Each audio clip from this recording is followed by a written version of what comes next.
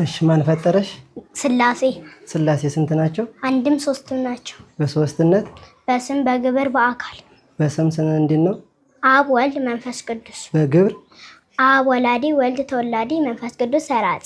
በአካል አብ ፍጹም አካል አለው፣ ወልድ ፍጹም አካል አለው፣ መንፈስ ቅዱስ ፍጹም አካል አለው። በአንድነት በአገዛዝ በህልውና በባህሪ በፈቃድ በስልጣን ይህን ዓለም በመፍጠር ይህን ዓለም በማሳደፍ ይህን ሁሉ በመሳሰል። እሺ አምስቱ አዕማደ ምስጢር ማን ማን ናቸው? ምስጢረ ስላሴ፣ ምስጢረ ስጋዌ፣ ምስጢረ ጥምቀት፣ ምስጢረ ቁርባን፣ ምስጢረ ትንሣኤ ሙታን። እሺ ምስጢረ ስላሴ ማለት ምን ማለት ነው? ምስጢረ ስላሴ ማለት ድብቅ ሽሽግ የማይታወቅ ማለት ነው። ምስጢረ ስላሴ ለምን ምስጢር ተባለ? ምስጢረ ስላሴ ድብቅ ሽሽግ የተባለው አብ ወልድን ሲወልደው እንዴት እንደወለደ ስለማይታወቅ፣ ወልድ ከአብ ሲወለድ እንዴት እንደተወለደ ስለማይታወቅ፣ አብ መንፈስ ቅዱስን ሲያጸርጽ እንዴት እንዳጸረጸ ስለማይታወቅ፣ መንፈስ ቅዱስ ከአብ ሲጸርጽ እንዴት እንዳጸረጸ ስለማይታወቅ፣ ስለዚህ ምስጢረ ስላሴ ድብቅ ሽሽግ የማይታወቅ ማለት ነው።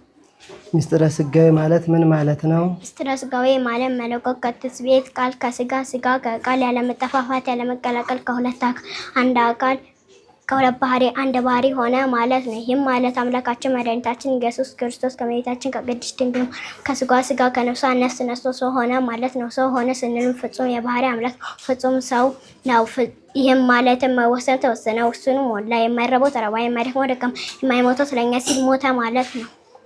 እሺ ምስጢረ ጥምቀት ማለት ምን ማለት ነው? ምስጢረ ጥምቀት ማለት በጥንት ተፈጥረን አንተን የነበረው ልጅና በጥምቀት መልሶ ከስላሴ መወለዳችንን የምናረጋግጥበት ትምህርት ነው። ሀዲያ ለምስጢር ተባለ ቢሉ ውሃ ተለውጦ ማያ ገቦ ሲሆን የማየው ስለሌለ ጸጋ ክብር ተሰጥቶ እንጂ ስለማይታይ ስለዚህ ምስጢር ይባላል።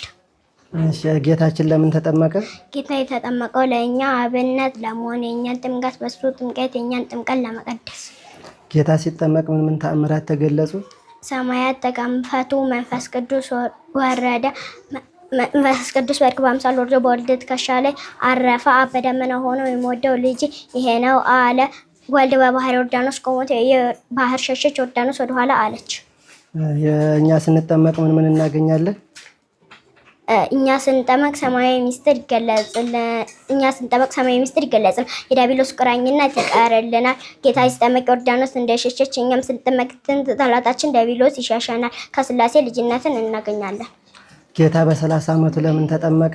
ጌታ በ30 ዓመቱ የተጠመቀው በብሉይ ኪዳን አንድ ሰው ካህን የሚሆነው በ30 ዓመቱ ስለሆነ ጌታ በ30 ዓመቱ ተጠምቆ የሊቀ ካህናትን ስራ ለመስራት ነው። እንዲህም ያልነው ክህነትን ከንግስና ጋር አንድ አድርጎ ስለያዘ ነው። አንድም ትንቢቱ ምሳሌ ወል ለመፈጸም ነው።